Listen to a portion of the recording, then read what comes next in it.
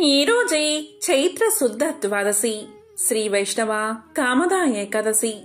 ఎంతో పవిత్రమైన విశేషమైన రోజు. విన్నా, చదివినా, చెప్పినా, వినిపించినా జన్మల పాపాలు తొలగి కోటి జన్మల పుణ్యం వస్తుంది.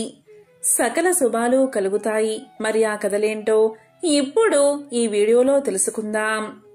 పూర్వం చంద్రవంశంలో నందుడు అనే రాజు ఉండేవాడు. అతనికి ధర్మగుప్తుడు అనే కొడుకు పుట్టాడు. ధర్మగుప్తుడు దినదిన ప్రవర్ధమానంగా పెరిగి పెద్దవాడయ్యాడు.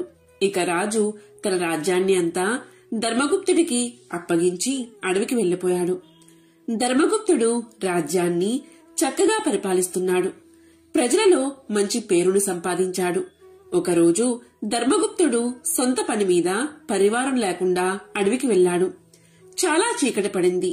చీకటి పడేసరికి అడవి మృగాలు తిరుగుతాయని ధర్మగుప్తుడు ఎంతో భయపడుతూ ఉన్నాడు. ఇంతలో ఒక సింహం ధర్మగుప్తుణ్ణి చూసి వెంటపడింది. ఆ సింహం పరుగులు రావడం చూసిన ధర్మగుప్తుడు కొంచెం దూరం పరిగెత్తి పక్కన ఒక చెట్టు ఉండడం చూసి అది ఎక్కాడు. తొందరపాటులో చెట్టు ఎక్కడం వల్ల చెట్టుపైన ఎలుగుబంటి ఉండడం ధర్మగుప్తుడు గమనించలేదు. ధర్మగుప్తుడు తను ఎక్కిన చెట్టుపై ఎలుగుబంటి ఉండడం చూసి చాలా భయపడిపోయాడు. ఇంతలో ఆ ఎలుగుబంటి మానవ భాషలో ఇలా అంది: ఓ రాజా, భయపడకు, నేను నిన్ను ఏమీ చేయను. సింహం చెట్టు కిందే ఉంది. మీరు ఈ చెట్టు కొమ్మపై కాసేపు హాయిగా నిద్రపోండి. కాపలాగా నేను ఉంటాను అని ఎలుగుబంటి చెప్పింది. ఎలుగుబంటి చెప్పినట్లు ధర్మగుప్తుడు నిద్రపోయాడు. ధర్మగుప్తుడు నిద్రించే సమయంలో కింద ఉన్న సింహం ఎలుగుబంటితో ఇలా పలికింది: ఆ రాజుని ఆహారంగా నాకు కిందికి పడై అని సింహం పలకగానే ఎలుగుబంటి ఇలా అంది: నేను అతనికి అభయమిచ్చాను. అతనికి ద్రోహం తలపెడితే నేను బతికి ఉండటం వ్యర్థం. అలా చేస్తే నా జన్మకు అర్థముండదు.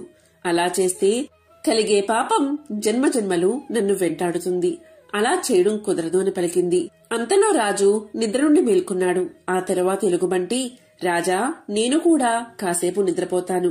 ఆ సింహాన్ని చూస్తూ కాపలాగా ఉండు అంది. దానికి రాజు సరే అన్నాడు. ఇక ఎలుగుబంటి నిద్రలోకి జారుకుంది. అప్పుడు సింహం రాజుతో ఇలా అంది: రాజా, నీ పక్కన ఉన్న ఎలుగుబంటిని నాకు ఆహారంగా కిందికి పడేయంది. రాజు ఏమాత్రం ఆలోచించకుండా ఎలుగుబంటిని కిందికి తోసేశాడు. కాని ఎలుగుబంటి ఇంతలో నిద్ర నుంచి మేల్కుని కింద పడకుండా చెట్టు కొమ్మను పట్టుకుని ఆధారంగా చేసుకుని మళ్లీ చెట్టుపైకి ఎక్కింది.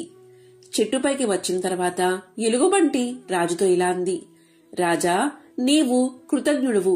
ఎందుకంటే ఎన్నో జన్మలకి కాని మానవ జన్మ రాదు.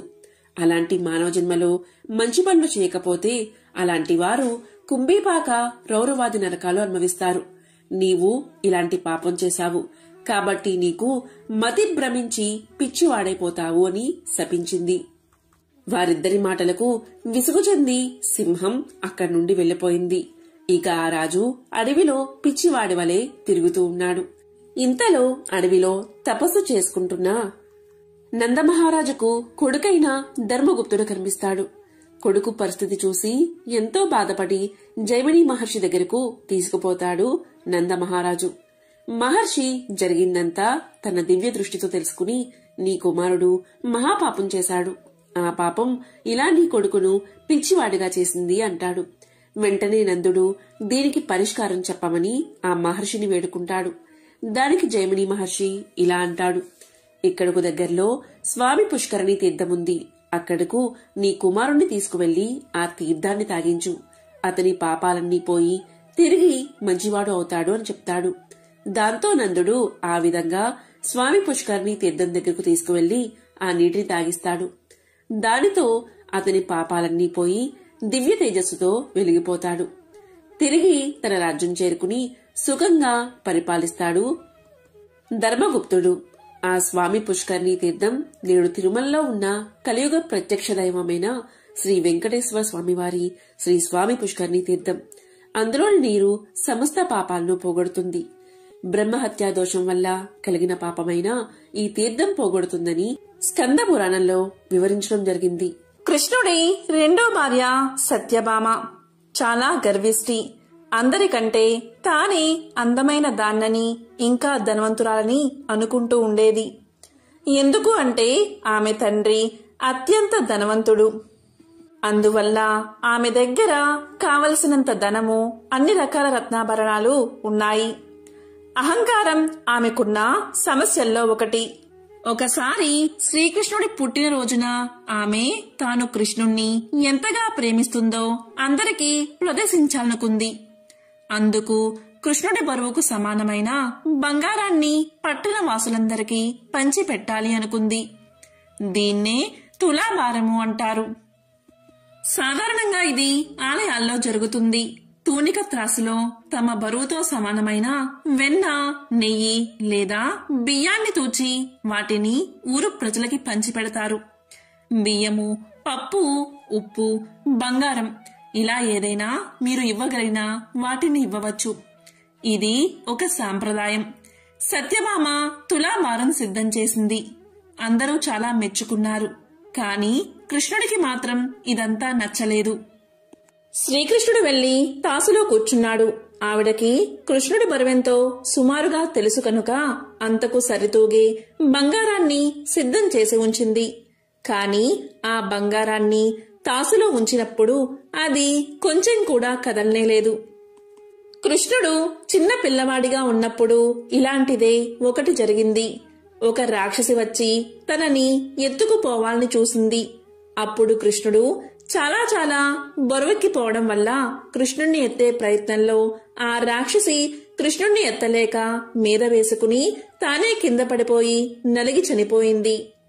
క్రియాయోగలో యోగి తన బరువును పెంచుకోవడం, తగ్గించుకోవడం చేయడానికి ఒక పద్ధతి ఉంది.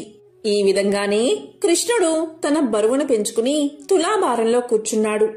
ఆవిడ తాను సిద్ధంగా ఉంచుకున్న బంగారాన్నంతా త్రాసులో వేసేసింది. కాని ఏం ఉపయోగం లేదు. అప్పటికే పట్టణంలో ఉన్న ప్రజలందరూ తులాభారం చూడ్డానికి అక్కడికి వచ్చేశారు. ఇక సత్యభామ తనకున్న ఆభరణాలంటిని తీసుకురమ్మని పరిచారికలకు చెప్పింది. ఒకటి తర్వాత మరొకటిగా ఆభరణాలన్నిటినీ తులాభారంలో వేసింది. తనకు ఉన్నవన్నీ త్రాసులో వేసినా అది కొంచెం కూడా కదలనేలేదు. సత్యభామకు ఇది చాలా అవమానంగా అనిపించి సత్యభామ ఏడవడం మొదలుపెట్టింది. తులాభారాన్ని చూడ్డానికి వచ్చిన ఊరు వారంతా తరలి వచ్చారు. కాని తన దగ్గర మాత్రం తగినంత బంగారం లేదు. తన అదృష్టాన్ని మరియు సంపదను చూసుకుని ఎప్పుడూ గర్వపడుతూ ఉండే ఆమెకు ఇప్పుడు చాలినంత బంగారం లేక ఏం చెయ్యాలో తోచడం లేదు. ఇక తాను ఎప్పుడూ అసూయపడుతూ ఇబ్బందిగా భావించే సవతి అయిన రుక్మిణి వైపు చూసింది సత్యభామ. అప్పుడు రుక్మిణితో, నేనేం చెయ్యను? ఈ అవమానం నాకు ఒక్కదానికే కాదు, నీకు, నాకు, ఇంకా అందరికీ. ఏం చెయ్యాలి అని అడిగింది సత్యభామ. అప్పుడు రుక్మిణి వెళ్లి బయట ఉన్న తులసి మొక్క ఆకులు 3 తెంపి తీసుకువచ్చి తులాభారంలో వేసింది. వెంటనే కృష్ణుడు తక్కెడలో తేలికై పైకి లేచాడు. ఇది తులసి ఎంత విలువైనదో, విశిష్టమైనదో మనకు తెలియచేస్తుంది. అత్రి మహర్షి బ్రహ్మ మానస పుత్రుడు. అత్రి మహర్షికి అనసూయ యందు బ్రహ్మ శివ కేశవాంశలతో చంద్రుడు, దుర్వాసుడు, దత్తాత్రేయుడు అనే 3 కుమారులు జన్మించారు. చంద్రుడు బ్రహ్మాంశతో జన్మించాడు. చిన్నతనంలోనే చంద్రుడు దీక్షతో బ్రహ్మ గురించి తపస్సు చేశాడు. ఆ తపస్సుకు మెచ్చిన బ్రహ్మ చంద్రుణ్ణి లతలకు, వృక్షాలకు, ఔషధాలకు, నక్షత్రాలకు అధిపతిని చేశాడు. తరువాత చంద్రుడు రాజసూయ యాగం చేసి దక్షపుత్రికలను 27 మందిని వివాహం చేసుకున్నాడు. ఆ వయస్సులోనే చంద్రుడు దేవగురువైన బృహస్పతి దగ్గరకు శాస్త్ర జ్ఞానం కోసం విద్యాభ్యాసానికి వెళ్లాడు. గురువును, గురుపత్నిని సేవిస్తూ చదువు సాధిస్తున్నాడు. ఒకనాడు గురువైన బృహస్పతి ఇంద్రుడి రాజధాని అయిన అమరావతికి యజ్ఞం చేయడానికి వెళ్లాడు. బృహస్పతి భార్య తారకు అందగాడైన చంద్రుడిపై మోహం కలిగింది. ఆమె కవ్వింపు చర్యలకు యువకుడైన చంద్రుడు ఆకర్షితుడు అయ్యాడు.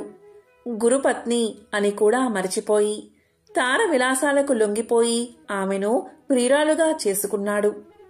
బృహస్పతికి భయపడి ఆమెను లేవదీసుకుని దూరంగా పారిపోయాడు. ఎవ్వరు చెప్పినా చంద్రుడు తారను వదిలిపెట్టలేదు. ఈ కారణంగా చంద్రుడికి బృహస్పతికి మధ్య శత్రుత్వం మొదలైనది. రాక్షసుల గురువైన శుక్రాచార్యునకు దేవతల గురువైన బృహస్పతితో సహజంగానే విరోధముంది. అందువల్ల శుక్రాచార్యులు రాక్షస వీరులు కలిసి చంద్రుడి పక్షం చేరి బృహస్పతిని ఎదిరించారు. దేవేంద్రుడు దేవతలతో కలిసి బృహస్పతికి అండగా నిలిచాడు. తార విషయంగా రెండు వర్గాల మధ్య పెద్ద యుద్ధమే జరిగింది. రెండు పక్షాలలో చాలామంది మరణించారు. బృహస్పతి తండ్రి అయిన అంగీరసుడు ఈ సమస్యను ఎలా అయినా పరిష్కరించమని బ్రహ్మదేవుణ్ణి శరణు వేడుకున్నాడు. అప్పుడు బ్రహ్మదేవుడు వచ్చి చంద్రుణ్ణి మందలించి తారను బృహస్పతికి అప్పగించాడు. అప్పుడు బృహస్పతి తారతో ఇలా అన్నాడు: ఓ అపవిత్రురాలా, సిగ్గులేక వేసేలాగా అధర్మంగా ఆ చంద్రుడి వల్ల గర్భాన్ని తెచ్చుకున్నావు. ఆ గర్భం దించుకో అన్నాడు. అయినా తార వినకుండా చక్కటి బంగారు రంగుగల అందమైన బాలుణ్ణి ప్రసవించింది. ఆ శిశువు దివ్య తేజో విలాసుడై మోహనాకారంతో ఉన్నాడు. ఆ బాలుణ్ణి చూసిన తర్వాత బృహస్పతి, చంద్రుడు ఆ బిడ్డ నాది అంటే నాదని వాదులాడుకున్నారు. తగువు తీర్చడానికి వచ్చిన దేవతలు, మునులు ఈ విషయం తల్లి మాత్రమే చెప్పగలదని నిర్ణయించారు. అప్పుడు బ్రహ్మదేవుడు తారను ఒంటరిగా పిలిచి ఆ బాలుడి తండ్రి ఎవరో చెప్పమన్నాడు. దానికి తార సిగ్గుపడుతూ ఆ బాలుడు తనకు చంద్రుడి వల్ల పుట్టాడని తెలియచేసింది. అప్పుడు బ్రహ్మ ఆ బాలుడికి బుధుడు అని నామకరణం చేసి చంద్రుడికి అప్పగించాడు. కుమారుణ్ణి తన ఇంటికి తెచ్చుకున్న చంద్రుడి ఆనందానికి హద్దులు లేవు. ఆ బాలుణ్ణి తన భార్య అయిన రోహిణి చేతిలో పెట్టాడు. రోహిణి బుధుణ్ణి చాలా ప్రేమగా పెంచింది. బుధుడు చిన్నతనం నుంచి బుద్ధిమంతుడు అనే పేరు తెచ్చుకున్నాడు. పెరిగి పెద్దవాడై తపస్సు చేసి అధిక తేజోమూర్తి అయి గ్రహమండలంలో చోటు సంపాదించుకున్నాడు. సూర్య భగవానుడికి విశ్వకర్మ కుమార్తె సంజ్ఞ వల్ల వైవస్వతుడు జన్మించాడు. ఆయన 7వ మనువుగా ప్రసిద్ధుడు. వైవస్వత మనువుకి 9 కొడుకులు. వారు వివిధ భూమండలాలకు పరిపాలకులుగా నియమితులయ్యారు. వైవస్వతుడు మరలా భాగ్యవంతుడైన ఇంకొక పుత్ర సంతానం కోసం పుత్ర కామేష్టి యాగం చేశాడు. యాగం చేసేటప్పుడు మనువు భార్య రోతను ఆశ్రయించి కూతురు పుట్టేటట్లు చేయమని కోరి వ్రతాన్ని ఆచరించింది. హోత యజ్ఞకుండాన్ని సమీపించి కూతురు కలుగుగాక అని చెప్పి హవిస్సును సమర్పించాడు. హోత చేసిన ఈ చర్య వల్ల పుత్రునకు బదులుగా ఒక పుత్రిక జన్మించింది. ఆమె ఇలా: కొడుకు కావాలని యజ్ఞం చేస్తే కూతురు ఎందుకు పుట్టిందో తెలుసుకోవాలని మనువు వశిష్ఠుడి వద్దకు వెళ్లి అడిగాడు. వశిష్ఠుడు దివ్య దృష్టితో జరిగింది తెలుసుకున్నాడు. అప్పుడు వశిష్ఠుడు ఇలా చెప్పాడు: రాజా, హోత చేసిన తప్పు వల్ల ఇలా జరిగింది. అయినా నువ్వు విచారించకు, నేను పరిష్కారాన్ని ఆలోచిస్తాను అన్నాడు వశిష్ఠుడు. పూజ్యుడైన వశిష్ఠుడు మనువు కూతురు మగతనం కోసం ఏకాగ్ర చిత్తంతో శ్రీహరిని ప్రార్థించాడు. శ్రీహరి మెచ్చి ముని కోరిన వరాన్ని అనుగ్రహించాడు. ఆ కారణంగా ఇలా మగవాడిగా మారి సుద్యుమ్నుడు అనే పేరుతో పెరుగుతూ ఉంది. ఆ సుద్యుమ్నుడు రాజ్యాన్ని పరిపాలిస్తూ ఒకరోజు తన మంత్రులతో కలిసి కారడవికి వేటకు బయలుదేరాడు. క్రూర జంతువులు వేటాడుతూ ఉత్తర దిక్కుగా వెళ్లి మేరుపర్వతం దగ్గరున్న కుమారవనం చేరాడు సుద్యుమ్నుడు. ఆ కుమారవనంలో పార్వతీ పరమేశ్వరులు ఏకాంతంగా విహరిస్తూ ఉంటారు. ఆ వనంలో కాలు పెట్టగానే రాజు వెంట వచ్చిన వారందరూ స్త్రీలుగా మారిపోయారు. ఎందుకు అంటే పూర్వం శివుణ్ణి దర్శించాలి అనే కోరికతో కొందరు మునులు ఆ అడవిలో తిరుగుతూ కుమారవనంలోకి ప్రవేశించారు. ఆ సమయంలో శివుని ఒడిలో ఉన్న పార్వతీదేవి మునుల్ని చూసి సిగ్గుతో లేచి కూర్చుంది. దూరం నుంచి గమనించిన మునులు శివదర్శనానికి సరైన సమయం కాదని తలచి బదరికా వనానికి వెళ్లిపోయారు. తరువాత భగవంతుడైన పరమేశ్వరుడు తన ప్రియసఖి వేడుక కోసం ఈ కుమారవనంలోకి ఎవరు ప్రవేశించినా స్త్రీలుగా మారిపోవుగాక అని పలికాడు. ఆ కారణంగాని సుద్యుమ్నుడు తిరిగి స్త్రీగా మారిపోయాడు. ఈ విధంగా రాజకాంత అయిన సుద్యుమ్నుడు తాను స్త్రీ విలాసాలు కనపరుస్తూ తన చెలికత్తెలతో కలిసి దైవవశాత్తు చంద్రుడి కొడుకైన బుధుడి ఆశ్రమాన్ని చేరి అక్కడ విహరించసాగింది. రాజకుమార్తె చంద్రుడి కొడుకును చూసింది. బుధుడు కూడా ఆమెను చూశాడు. ఆమె తన అందంతో శృంగార చేష్టలతో బుధుణ్ణి ఆకర్షించి వలచి వలపించి పరిణయం చేసుకుంది. ఆ బుధ ఇలా దంపతులకు పురూరవుడు జన్మించాడు. పురూరవుడు అందచందాలలో మన్మధుడికి జయంతుడికి సాటైనవాడు. ధైర్యవంతుడు, దానశీలి, సప్తద్వీపాలను తన అధీనంలో ఉంచుకుని ఆదర్శప్రాయంగా పరిపాలిస్తున్నాడు. ఊర్వశి ఒక అప్సర కన్య, ఇంద్రసభలో నర్తకి. ఒకసారి నారదుడి ద్వారా పురూరవుని సౌందర్యం గురించి ఊర్వశి విన్నది.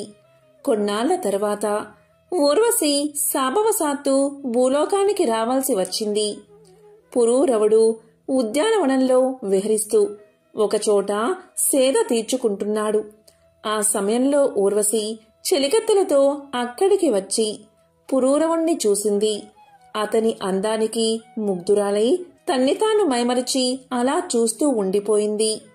అప్పుడు ఆమెను చూసిన పురూరవుడు ఆశ్చర్యంతో, సుందరి, ఎవరు నీవు? దేవకన్యలాగా ఉన్నావు. ఇక్కడికి ఎలా వచ్చావు అని అడిగాడు. దానికి ఆమె, రాజా, నా పేరు ఊర్వశి. నేను ఒక దేవకాంతను. ఒక అనివార్య కారణం వల్ల కొన్నాళ్లు ఈ భూలోకంలో ఉండాల్సి ఉంది. నారదుని ద్వారా నీ అంద చందాలు పరాక్రమం గురించి విన్నాను అని సమాధానం చెప్పింది. పురూరవుడు కూడా అప్సరకాంత అందానికి, ఆమె వయ్యారపు సొగసుకు దాసుడు అయిపోయాడు. తన మందిరంలో ఉండి తన్ని అనుగ్రహించమని వేడుకున్నాడు. ఊర్వశి తనకు పురూరవునిపై ఉన్న కోరిక నెరవేరబోతున్నందుకు ఎంతో ఆనందించింది. అప్పుడు ఆమె ఇలా పలికింది, రాజా, నీపై నాకు మోహం ఏర్పడింది. నీతో జీవించడం కూడా నాకు ఇష్టమే. కానీ నేను 2 గొర్రె పిల్లలను నా బిడ్డల్లాగా పెంచుకుంటున్నాను. నీవు వీటిని పోషించాలి. వాటికి ఎటువంటి ఆపద రాకుండా రక్షించాలి. నువ్వు దిశ మొలతో నాకు ఎప్పుడూ కనబడకూడదు. నా ఆహారం నెయ్యి, దానికి ఎప్పుడూ కొరత రాకూడదు. వీటిలో ఏది జరగకపోయినా అదే క్షణం నిన్ను విడిచి వెళ్లిపోతాను అంది ఊర్వశి. రాజు ఆ నియమాలకు అంగీకరించి ఆమెను తన రాజభవనానికి తీసుకెళ్లాడు. ఊర్వశి పురూరవులిద్దరూ ఒక్కటై విహరిస్తూ ఆనందంగా జీవితాన్ని గడుపుతున్నారు. కొన్నాళ్ల తర్వాత ఇంద్రసభలో ఊర్వశి లేకపోవడం గ్రహించిన ఇంద్రుడు ఆమె ఎక్కడుందో వెతికి పట్టుకురమ్మని కొందరు గంధర్వులను నియమించాడు. వారు నడిరాత్రి భూలోకం వచ్చి ఊర్వశి పెంచుకుంటున్న గొర్రెలను పట్టుకున్నారు. అవి భయంతో గట్టిగా అరవడం మొదలుపెట్టాయి. ఆ అరుపులకు నిద్రలేచిన ఊర్వశి తన గొర్రెను రక్షించడం కోసం పురూరవుణ్ణి నిద్ర లేపడానికి ప్రయత్నించింది. కాని అలసి ఒళ్ళు మరచి మత్తు నిద్రలో ఉన్న పురూరవుడు వెంటనే లేవలేదు. దాంతో ఊర్వశి ఇలా పలికింది, రాజా, నేను ఎంతో ప్రేమగా పెంచుకుంటున్నా నా గొర్రె పిల్లలను దొంగలు ఎత్తుకుపోతుంటే లేవకుండా ముద్దు నిద్రపోతున్నావు. కళ్ళు మూసుకుని నిద్రపోతో నా కౌగిలి వదలడం లేదు. నీతో స్నేహం చేసి నేను అనాథను అయ్యాను అంటూ నోటికి వచ్చినట్లు తిట్టసాగింది. ఊర్వశి పౌరుషమైన మాటలకు హఠాత్తుగా లేచిన పురూరవుడు తన బట్టలు ఊడిన సంగతి కూడా గ్రహించక కత్తిపట్టి గంధర్వులను ఓడించి గొర్రెలను తీసుకువచ్చాడు.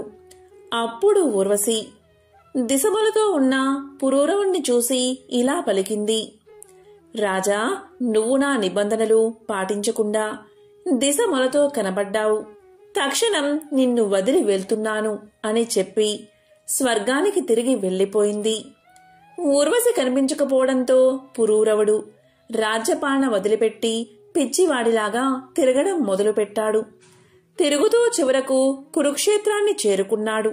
అక్కడ చెలికత్తెలతో కలిసి సరస్వతీ నదీ తీరంలో చెలికత్తెలతో కలిసి ఉన్న ఊర్వశిని చూశాడు.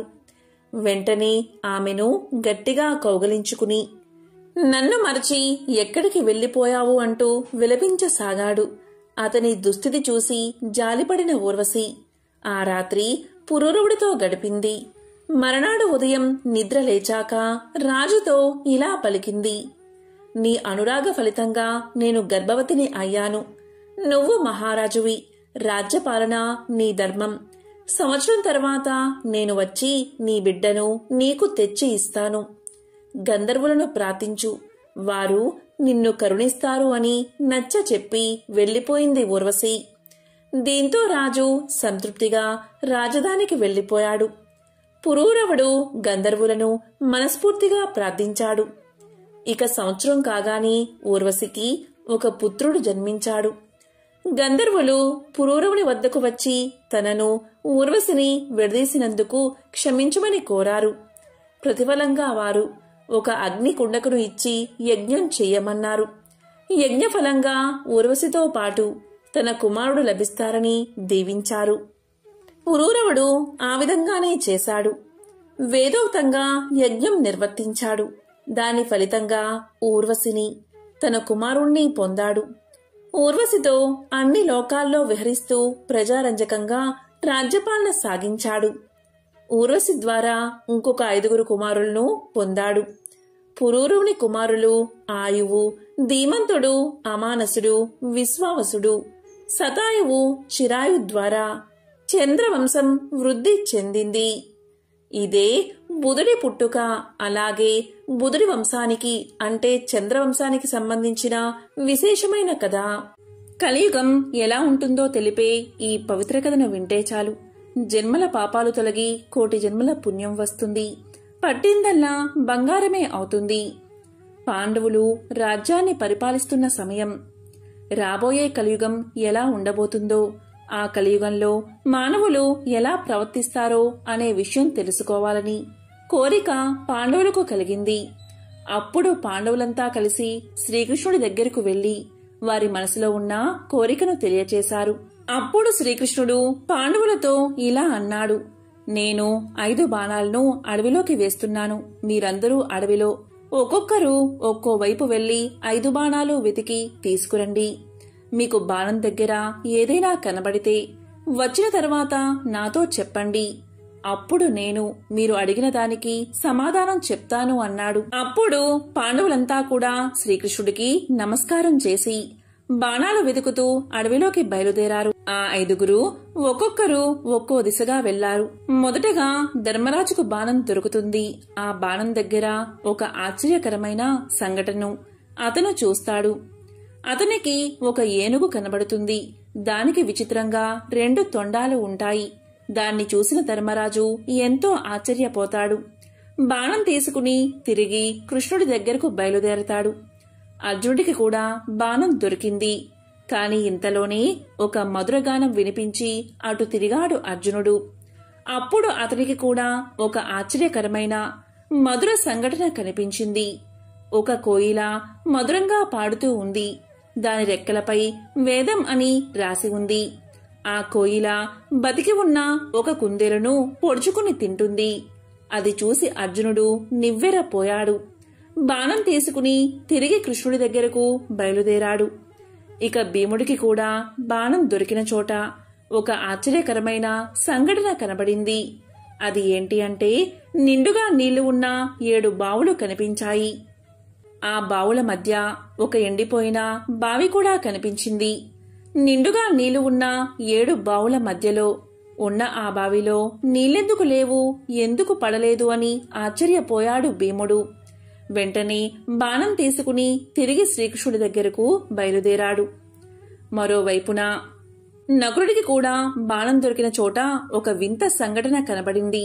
అది ఏంటి అంటే ఒక ఆవు అప్పుడే పుట్టిన తన లేగదూడను గాయాలు అయ్యేలాగా విపరీతంగా నాకుతుంది. చుట్టూ ఉన్న జనం అతి కష్టం మీద ఆవు దూడలను విడదీశారు. అది చూసి నకులుడికి ఆశ్చర్యం వేసింది.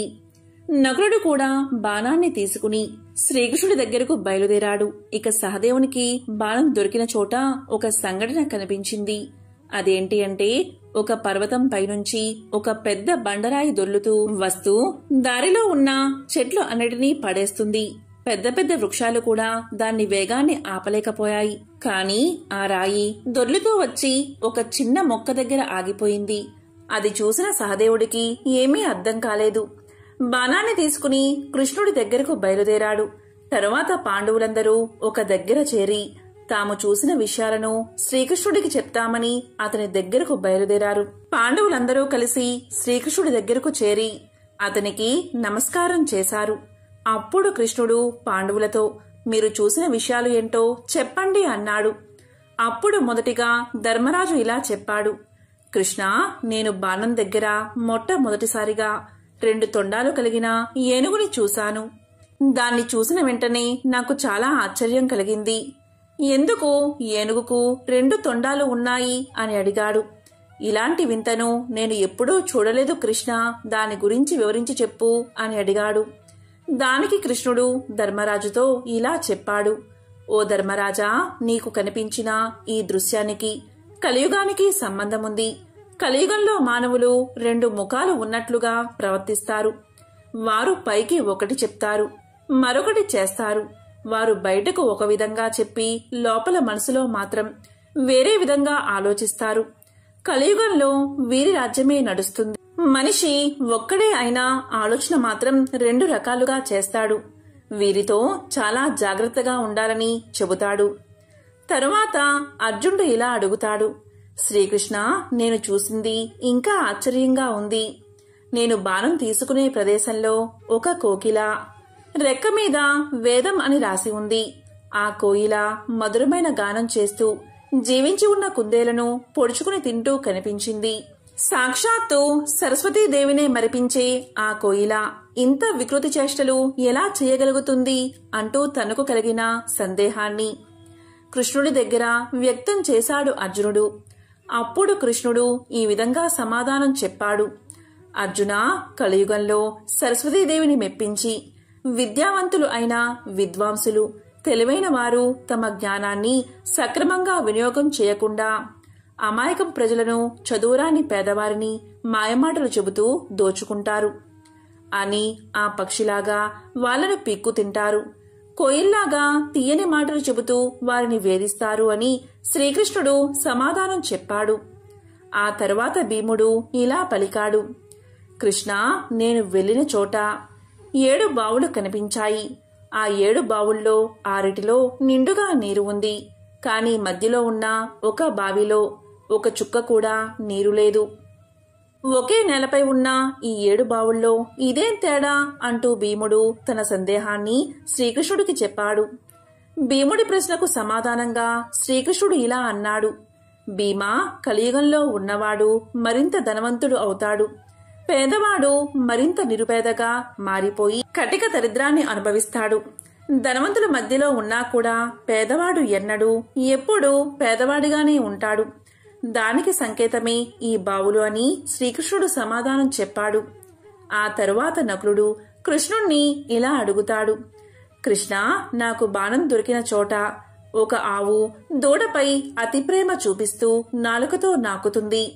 ఆ ఆవు యొక్క ప్రేమ ఎలా ఉంది అంటే, ఆ ఆవు తన దూడను నాకడం వల్ల ఆ దూడకు గాయాలు అయ్యి రక్తం కారుతుంది.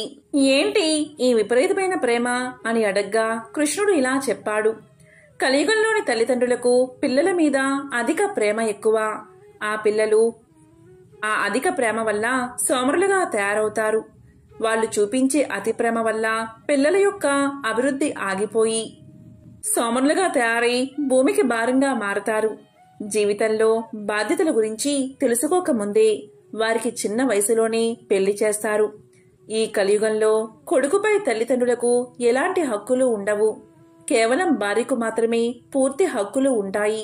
కలియుగంలో తల్లిదండ్రులు పిల్లలపై చూపే అతి ప్రేమకు ఆవు దూడలు చిహ్నాలు అని సమాధానం చెప్పాడు కృష్ణుడు.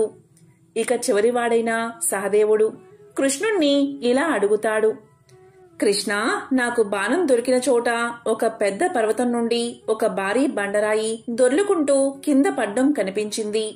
ఆ బండరాయి బరువుకు, వేగానికి అడ్డు వచ్చిన పెద్ద పెద్ద వృక్షాలు సైతం నేలమట్టం అయిపోయాయి. కాని ఒక చిన్న మొక్క దగ్గరకు రాగానే ఆ బండరాయి తనంతట తానే ఆగిపోయింది.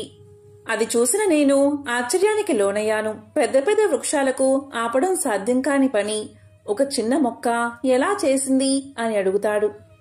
దానికి కృష్ణుడు ఇలా సమాధానం చెప్తాడు. సహదేవా, కలియుగంలో మానవులు విచక్షణ కోల్పోతారు. తమ పతనానికి తామే కారణం అవుతారు. మహావృక్షాలు అంటే అతని అధికార బలం, ధనబలం ఇవేవి అతని పతనాన్ని ఆపలేవు. కాని చిన్న మొక్క వంటి భగవంతుడి నామస్మరణ మానవుడు వినాశనం కాకుండా ఎల్లప్పుడూ కాపాడుతుంది.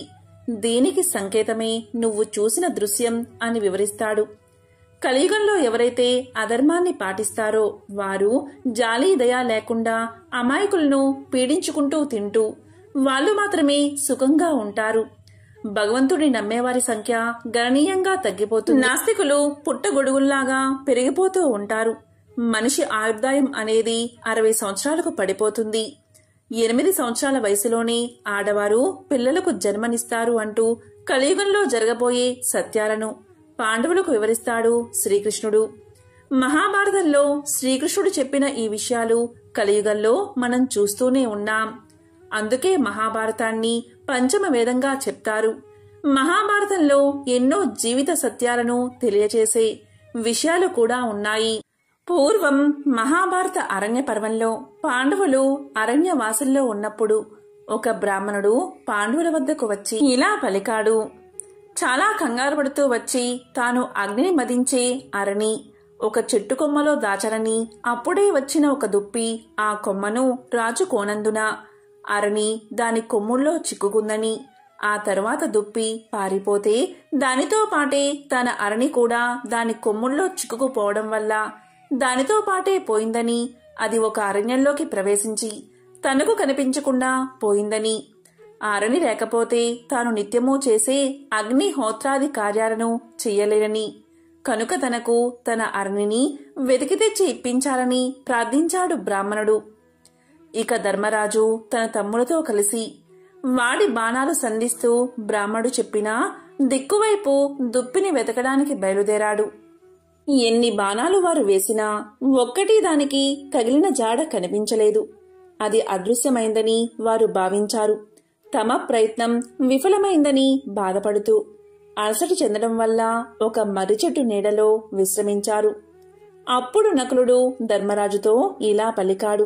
ఆర్యా, మీరు ఇంత ధర్మ తత్పరత కలవారు కదా, మన కష్టాలకు కారణం ఏమిటి అని ప్రశ్నించాడు. దానికి ధర్మరాజు నవ్వి, మన పూర్వజన్మ కర్మలే మన సుఖదుఖాలకు కారణమని పెద్దలు చెప్పారు అన్నాడు. అప్పుడు భీముడు కల్పించుకుని, ఆ రోజు పాంచాలని నిండు కొలువులోకి ఈడ్చుకుని వచ్చినప్పుడే కౌరవులందరినీ నేను చంపేసి ఉండాల్సింది. అలా చేయకపోవడం వల్లే మనకి కష్టాలు అన్నాడు. అర్జునుడు భీముడి కోపానికి వత్తాసు పలుకుతూ అహంకారం ఆవహించి సూత కుమారుడైన కర్ణుడు ఆ రోజు పలికిన కారు కూతల్ని విని పెరిగి పందిలాగా నేను ఊరుకోబట్టే ఈ బాధలు కష్టాలు అన్నాడు. ఇక సహదేవుడు ఇలా అన్నాడు. దుష్ట ద్యూతాన్ని మనతో ఆడించిన మాయావి శకుని నేను ఆ రోజే చంపి ఉండకపోవడమే మన కష్టాలకు కారణమన్నాడు. అన్నీ విన్న అజాత శత్రువు పాండవాగ్రేసరుడు ధర్మరాజు నకునితో అన్నదమ్ములైన మనం అందరం బాగా దాహంతో బాధపడుతున్నాం. దగ్గరలో ఎక్కడైనా నీరు ఉందేమో చూసి నువ్వు తాగి మాకు కూడా తీసుకురా అని ఆదేశించాడు. దీంతో నకులుడు అన్నగారి మాటకు బద్ధుడై వటవృక్షమెక్కి నీళ్లు ఎక్కడైనా దొరుకుతాయేమో అని పరిశీలించాడు. కొంత దూరంలో ఒక జలాశయం ఉందని తెలుసుకుని అన్నగారికి చెప్పాడు. అప్పుడు ధర్మరాజు నకులుణ్ణి అక్కడికి వెళ్లి దాహం తీర్చుకుని తమందరికీ వెంటనే మంచినీరు తేవలసిందిగా ఆజ్ఞాపించాడు. దీంతో నకులుడు జలాశయం చేరుకున్నాడు. అందులో దిగి నీళ్లు తాగాలని ప్రయత్నం చేశాడు. ఇంతలో ఒక గొంతు వినిపించింది. ఆ తటాకం తనదని తాను అడిగే ప్రశ్నలకు సరైన జవాబులు చెబితేనే నీరు తాగనిస్తాను అంది ఆ గొంతు. నకులుడు ఆ మాటలు వినకుండా లోపలికి దిగి కొంచెం నీరు తాగాడు. వెంటనే స్పృహ కోల్పోయి నేలపై కూలబడ్డాడు. ఎంతసేపటికి నకులుడు రాకపోయేసరికి ధర్మరాజు సహదేవుణ్ణి పంపాడు. అతను వెళ్లి నకులుడి స్థితి గమనించి నీళ్లలోకి దిగాడు.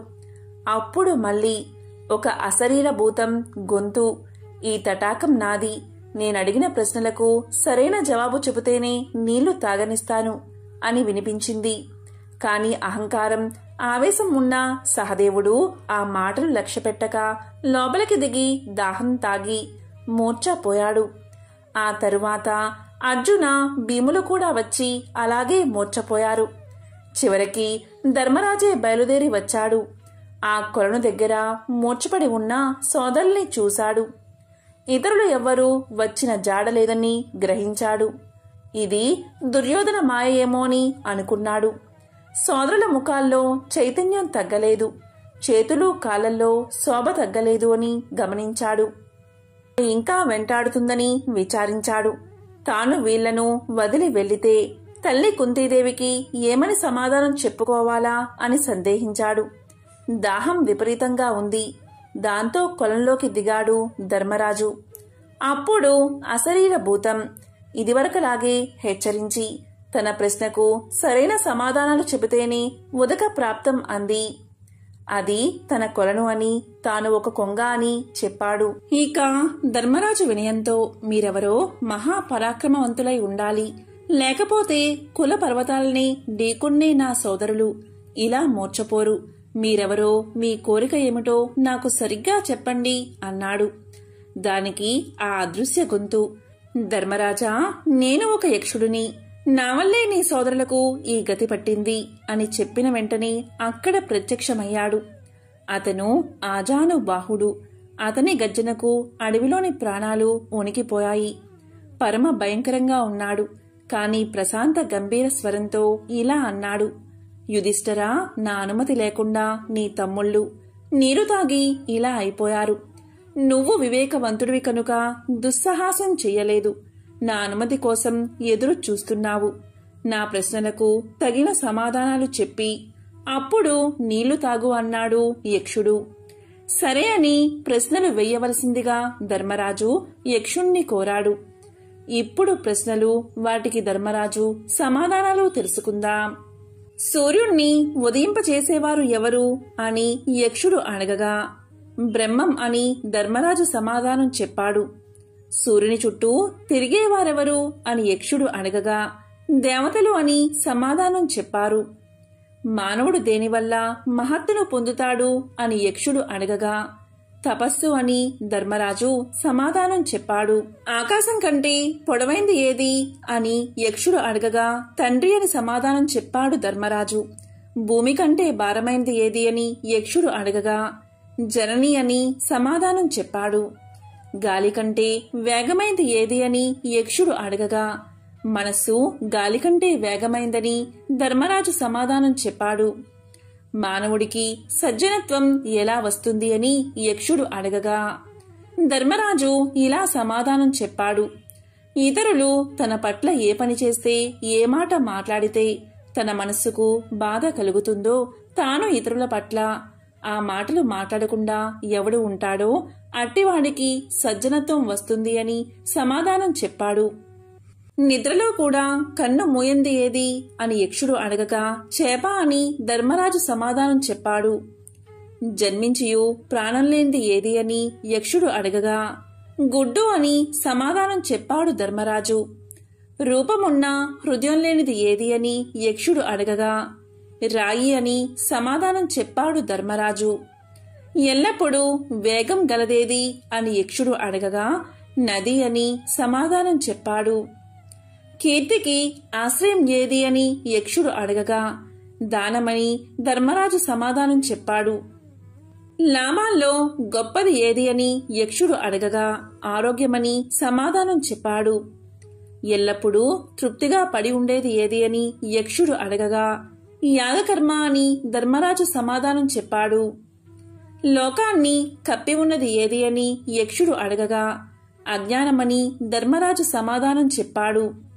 జ్ఞానమంటే ఏమిటి అని అడగగా మంచి చెడుల్ని గుర్తించగలగడం జ్ఞానమని సమాధానం చెప్పాడు. దయ అంటే ఏమిటి అని యక్షుడు అడగగా ప్రాణులంటిని సుఖం కోరడం దయ అని సమాధానం చెప్పాడు. ఇలా యక్షుడు ధర్మరాజును అనేక ప్రశ్నలు వేశాడు. అన్ని ప్రశ్నలకు ధర్మరాజు సరైన సమాధానం చెప్పాడు. ఆ సమాధానాలు విన్న యక్షుడు, నా ప్రశ్నలంటికి సరైన సమాధానాలు ఇచ్చావు, నాకు ఆశ్చర్యాన్ని కలిగించావు. నీ సోదరులలో ఒక్కరిని బతికిస్తాను, ఎవరిని జీవింపచెయ్యాలో నువ్వే చెప్పు అన్నాడు యక్షుడు. అప్పుడు ధర్మరాజు కొంచెంసేపు ఆలోచించి ఇలా చెప్పాడు. సుమున్నత బలశాలి అయిన నా సోదరుడు నకులుణ్ణి బతికించు మహానుభావా అని అన్నాడు. దానికి యక్షుడు, భీమార్జునులు అత్యంత ధైర్య సాహసవంతులు, వారిని బతికించమని కోరుకోకుండా నకులుణ్ణి ఎందుకు ఎంచుకున్నావు అని అడిగాడు. దానికి ధర్మరాజు, యక్షీశ్వర, మా తండ్రి పాండురాజు గారికి కుంతి, మాద్రి అని 2 భార్యలు. కుంతి తనయుల్లో నేను బతికే ఉన్నాను, మాద్రి తనయుల్లో ఒక్కరైనా జీవించాలి కదా అన్నాడు. అప్పుడు సంతోషించిన యక్షుడు, నీ ధర్మజ్ఞతకు మహా ఆనందంగా ఉంది, నీ సోదరులందరినీ పునర్జీవితుల్ని చేస్తాను అని చెప్పి వారందరికీ స్పృహ కల్పించాడు. దీంతో పరమానంద భరితుడైన ధర్మతనయుడు అంటే ధర్మరాజు ఇలా పలికాడు. నీవు యక్షుడివి కావు, నువ్వేదో దేవతవు, దీంట్లో సందేహం లేదు. నీ యథార్థ స్వరూపం నాకు చూపించు అని కోరాడు. దానికి యక్షుడు, నేను ధర్మదేవతను. సత్యం, శౌచం, దానం, తపం, సమం, దాంతి, కీర్తి, సమగ్ర పరిజ్ఞానం నా స్వరూపాలే. నా కుమారుడివైన నిన్ను చూడాలి అనే ఉద్దేశంతోనే ఈ కొలను చేరాను. నన్ను ఆశ్రయించిన వారెవరూ దుర్గతి పొందరు. నీ సాధువర్తనకు సంతోషించి ఇంకో వరం కూడా ప్రసాదిస్తున్నాను, కోరుకో అన్నాడు. దీంతో ధర్మరాజు అమిత ఆనందాన్ని పొంది భక్తితో ధర్మదేవతకు సాష్టాంగ నమస్కారం చేశాడు. ధర్మదేవ, ఆశ్రమ సమీపంలో ఉన్న ఒక బ్రాహ్మణుడి అరణిని జింక అపహరించుకు పారిపోయింది. దాన్ని ఆయనకు కర్మలోపం రాకుండా మళ్లీ ప్రసాదించాలి అని ప్రార్థించాడు. దీంతో ధర్మదేవత చాలా సంతోషించి ధర్మజుని మనోగతం ఎలాంటిదో తెలుసుకోవడానికే అలా కల్పిత జింకను సృష్టించాలని చెప్పి ఆర్నిని అనుగ్రహించాడు. ధర్మదేవతా కుమారుడైన ధర్మరాజుపై అపార కృపా కటాక్షాలతో ధర్మనందన, మీ 12 ఏళ్ల అరణ్యవాసం పూర్తయింది. 13వ ఏడు అజ్ఞాతవాసం. మీరు ఏం చెయ్యాలి? అజ్ఞాతవాస సమయంలో మీరందరూ ఏ రూపంలో ఉండాలి అని అనుకుంటారో అలాంటి రూపమే మీకు ఏర్పడుతుంది. మిమ్మల్ని ఎవరూ కొంచెం కూడా గుర్తుపట్టలేరు. ఇది మీకు వరంగా ఇస్తున్నాను. ఇంకేమైనా కోరిక ఉంటే నాకు తెలియచేయండి, నెరవేరుస్తా అన్నాడు. విఘ్నుడైన ధర్మరాజు, నీ దర్శనంతో ధన్యుణ్ణి అయ్యాను. ఇంకేం కోరిక లేదు. నా మనసు క్రోధ, లోభ, మోహాది దుర్గుణాలకు ఎప్పుడూ దూరంగా ఉండి సదా ధర్మాచరణతో విలసిల్లేటట్లు అనుగ్రహించు అని వేడుకున్నాడు. ఆ వరాన్ని ఆనందంగా ప్రసాదించి ధర్మదేవత అదృశ్యం అయిపోయాడు.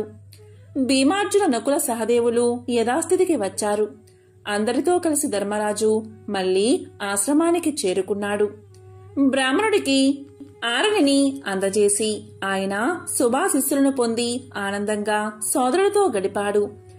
బుధవారం రోజు ఎవరైతే ఈ కథను వింటారో లేక చెప్తారో అటువంటి వారి సమస్త దోషాలు తొలగిపోతాయి. జన్మల పాపాలు తొలగి 1,000,000 జన్మల పుణ్యం కలుగుతుంది. సకల శుభాలు కలుగుతాయి.